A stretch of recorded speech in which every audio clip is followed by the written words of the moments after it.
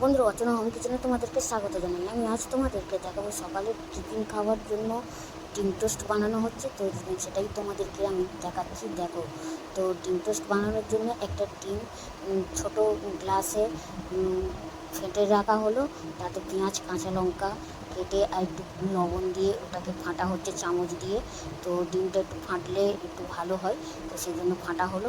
আর পাউরুটিটাকে কেটে নেওয়া হচ্ছে। তো পাউরুটিটা কাটার পরে ওটাকে কড়াই ডিমের উপরে দেওয়া হবে।